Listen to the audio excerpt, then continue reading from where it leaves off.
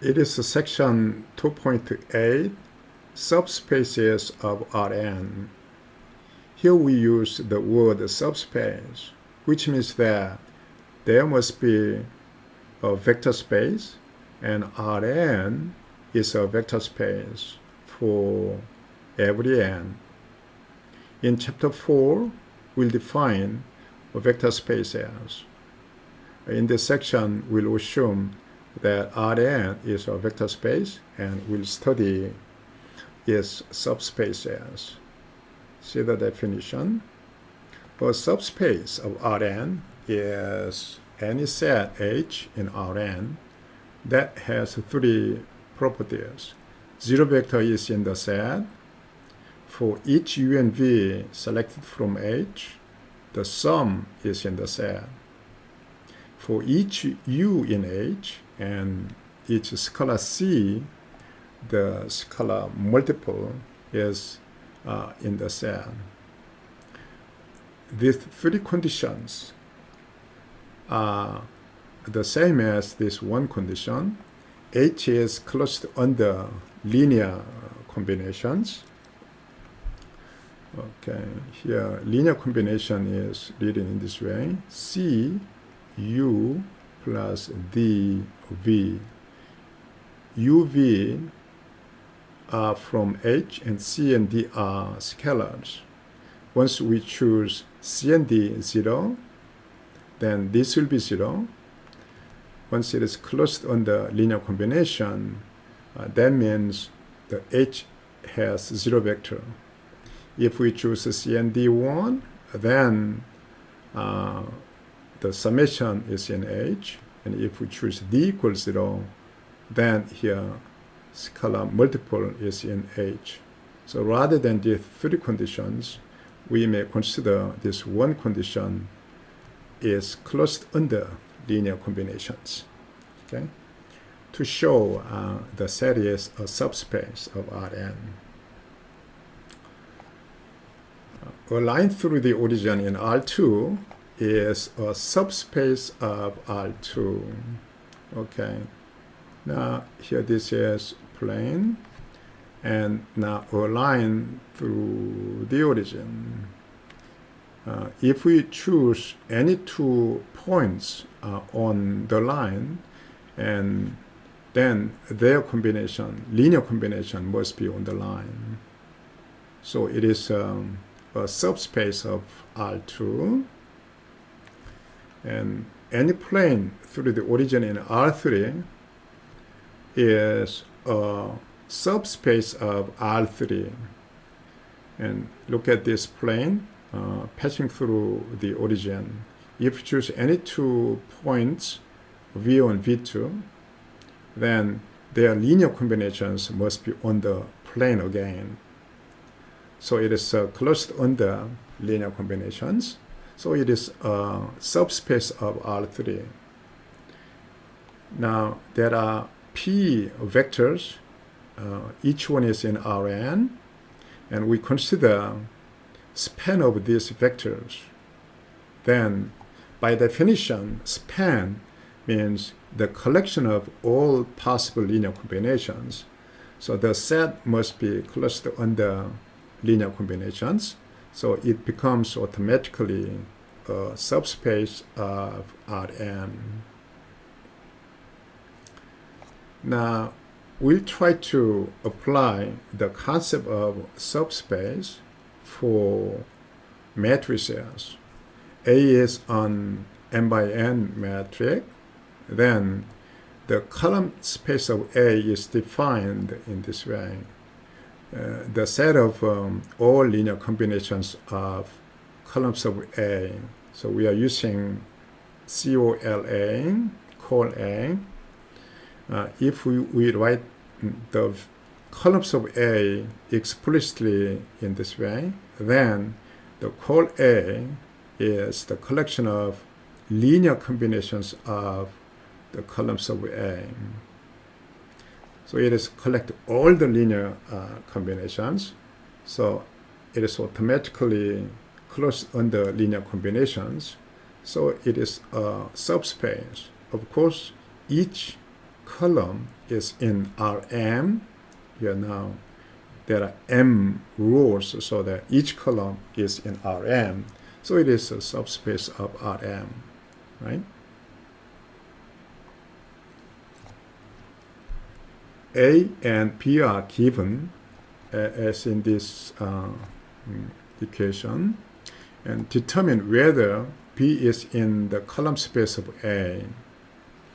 Now, B is in column space of A is the same as B is a linear combination of columns of A. That means AX equal B has a solution consistent, and it's the same as also the augmented matrix has a solution. So let's check if this augmented matrix has a solution. Okay, I'll start with A here. 1, -3, -4, and -4, 6, and -2, and -3, 7, and 6, and right side 3, 3, -4. Okay, now we apply elementary row operations with this pivot 1. So first row is the same, unchanged, 1, -3, -4, and 3. And second row, 4 times addition will be 0 here, 4 times addition -6, and 4 times addition -16, so that -18, 4 times addition, which will be 15. Now 3 times addition to make it 0. 3 times addition, that's -2. 3 times addition, -12, so that -6. And 3 times 9 is added to become 5. Okay, this one is essentially the same as that one. And okay, 3 times subtraction will make it 0, so that we can reach it here. And 1, -3, -4, and 3. And now 0, -2, -6, and 5. And here 0, 0, 0, 0. And for this one, here we can easily see that we have these two pivots, and there's no row, 0 is non-zero, so it has a solution. In fact, there is a free variable, so that there must be infinitely many solutions for this augmented system. So answer for the problem is yes. Okay. If A is n by n matrix, then the null space of A is defined in this way. The set of all solutions of the homogeneous system AX equals 0. The collection of all the solutions is a null space, the null space of A. And null space, so that we are using the notation null A. Null A is a subspace of Rn. It must be a subspace of Rn. Okay, we can prove this one quite easily. Now, to show that the set null A is a subspace of Rn,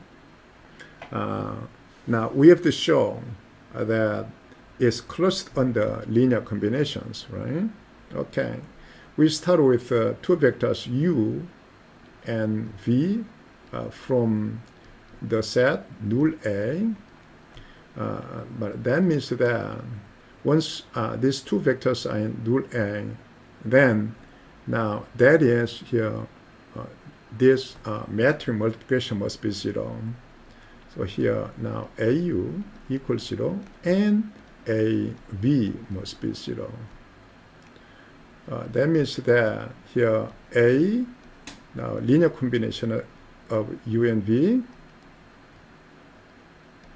Okay, then that is same as C AU plus D AV. already we know this is 0 from here, this is 0 from here. So that this will be 0.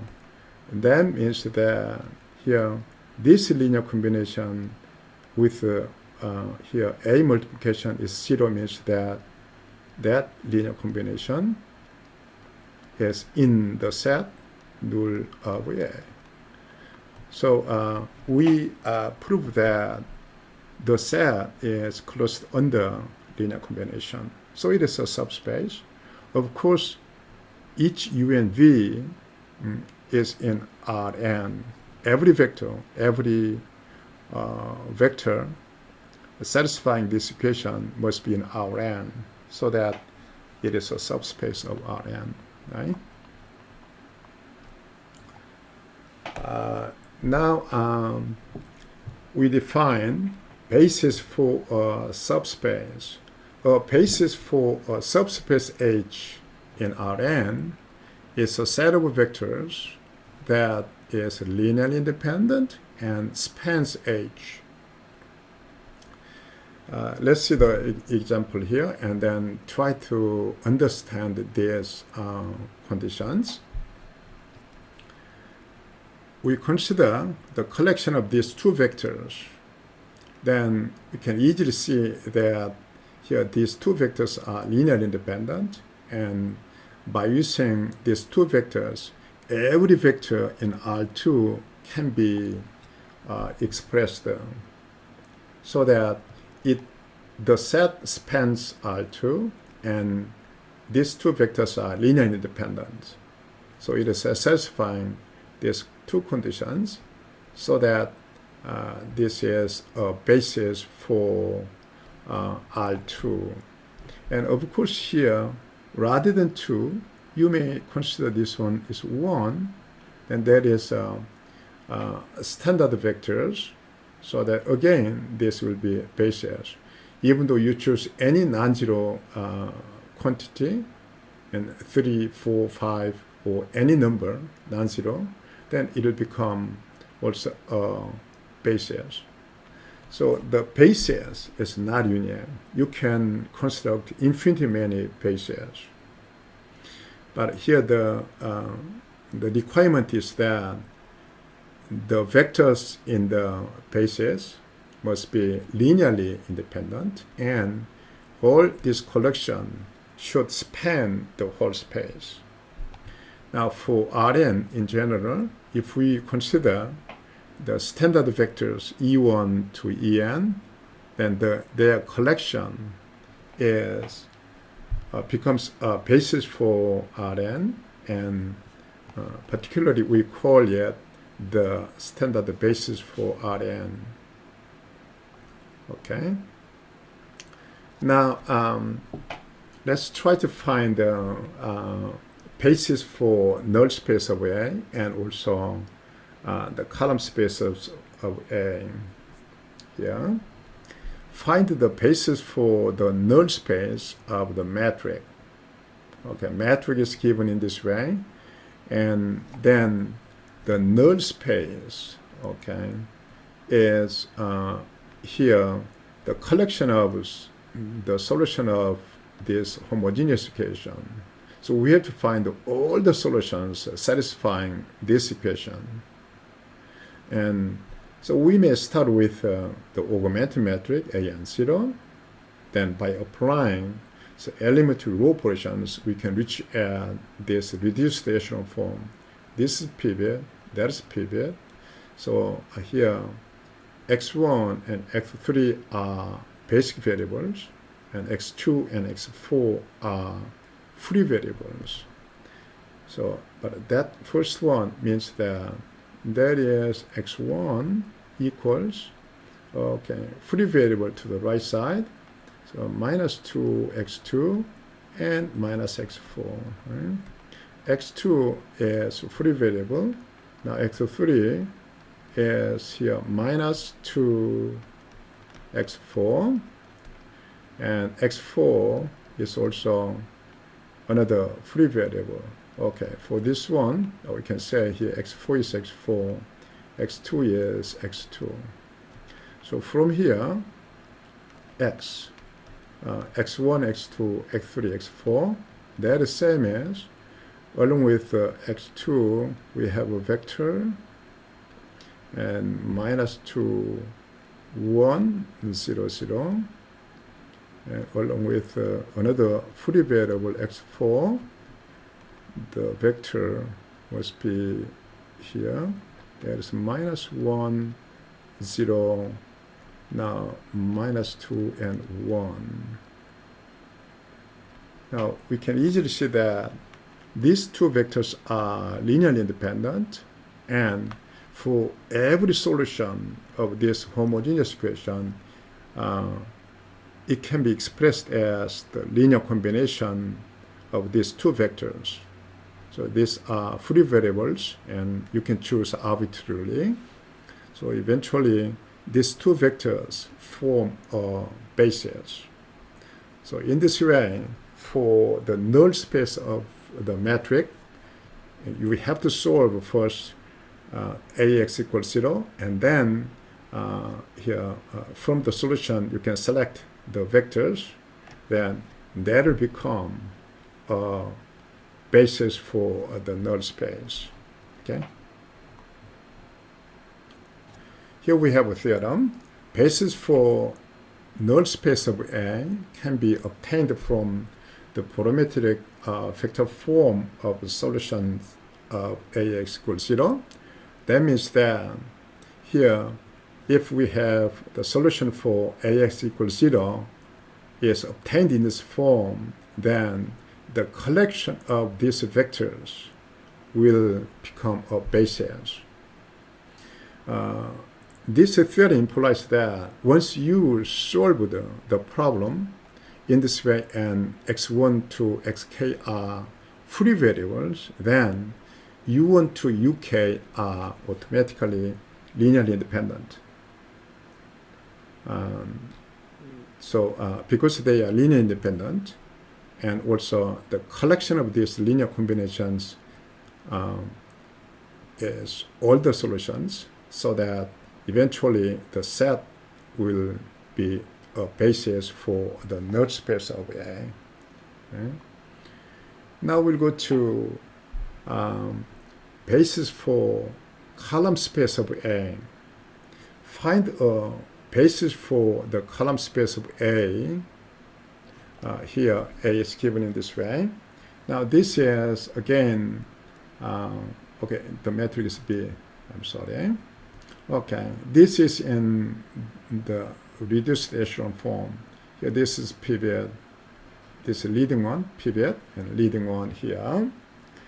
And that means that now x1, okay, first column, second column are pivot columns, and then now the last one is also pivot column. And easily you can see that now this is the first column, but this is given in reduced echelon form. But once the matrix A is given, then you can apply elementary row operations to reach a reduced echelon form. Then from reduced echelon form, you can decide the column space. Now, this is given matrix. Then it is given in this way. Then this third column is simply linear combination of this first two. That's -3 times of this one, plus twice of that one. So we can reach at that. And here again, the fourth column is also 5 times of the first one, and minus, and now the second column. So we have these things, so that B3, B4 are dependent. So we eliminate these dependent columns, then everything else over there are linearly dependent. So eventually, the basis for the column space of a matrix must be the collection of pivot columns. Non-pivot columns are depending on the pivot columns, so we eliminate, so that eventually the collection of vectors must be linearly independent. We have to collect linear independent columns, and also this column must be made by using some non-PV columns, right? I mean PV columns. Non-PV columns can be expressed as a linear combination of PV columns, right? So we have here a theorem. In general, non-PV columns are linear combinations of PV columns. Thus, the PV columns of a matrix A form a basis for the column space of A. That's the theorem. So let's try to find now the basis for column space of A and null space of A. Okay, A is given here, and its echelon form is given here. Now, these are two PVs right now. So the PV columns and first column, third column form a basis for column space of A. Not from here. We have to select the columns, and there's the first one, this one, and third one. These two form a basis for column space of A. These two, not these two, okay? And only these two are forming a basis for column space of A. Now, to find a basis for null space, we have to solve problem here, AX equals 0. So we may start with augmented matrix, and 0 column will be added again. 0 column can be added here, and then here from this one, let's go to the reduced echelon form. To eliminate this one, 3 times is subtracted, then it's 1 minus 2, 0, 3 times subtracted minus x, and 0 column. And then this is 0, 0, 1, 2, 0, and every here now 0. This is the leading one, this is leading one, and this is the reduced echelon form. Here, the first line means that x1 equals same as here 2x2 and plus 6x4. Now x2 is a free variable, so it is x2, and x3 is now there is a minus, okay, there is a minus 2x4, and x4 is free variable, so we have here x4. So from this one, you can find the x, the solution, x1 to x4. They're same as, along with x2, we have a vector 2, 1, 0, 0, and along with x4, free variable, the direction is 6, 0, minus 2, and 1. So these two vectors form a basis for null space. Okay. Okay, we have here true or false problem. If there are p vectors in Rn, then span of these vectors is now the column space of the matrix with these vectors. Is it true? Yeah, it must be true. And each vector, these vectors are collected to become a matrix. Then eventually the column space of the matrix is the same as the collection of all linear combinations of the vectors. So they must be the same. So this one is true. B, the columns of an invertible n by n matrix form a basis for Rn. Is it true? Yeah, it is true. Now, here, once a matrix, square matrix is invertible, then here each column will be linear independent. Also, each column has a pivot, so that all columns must be collected to form a basis, so that columns of A form a basis for Rn. So it is true. Row operations do not affect linear dependence relations among the columns of a matrix. Is it true? Yeah, it must be true. And row operations do not change the pivot positions, so that eventually now do not affect linear dependence relations among the columns of the matrix. Okay. Okay. Now here we have D. The column space of a matrix A is the set of solutions of AX equal B. No, yes, this one is quite wrong. In fact, the column space of A is collection of the linear combinations of columns of A, right? So it's false. If B is an echelon form of a matrix A, then pivot columns of B forms a basis for columns of A. Is it true? Now from B, we can find the pivot columns. But the pivot columns must be chosen from A to form a basis for the column space of A. So that here, if B is changed by A, then it's true. But if you try to select the pivot columns from the echelon form, then it's wrong. So this one is false. Okay, this is the end of the section. Thank you.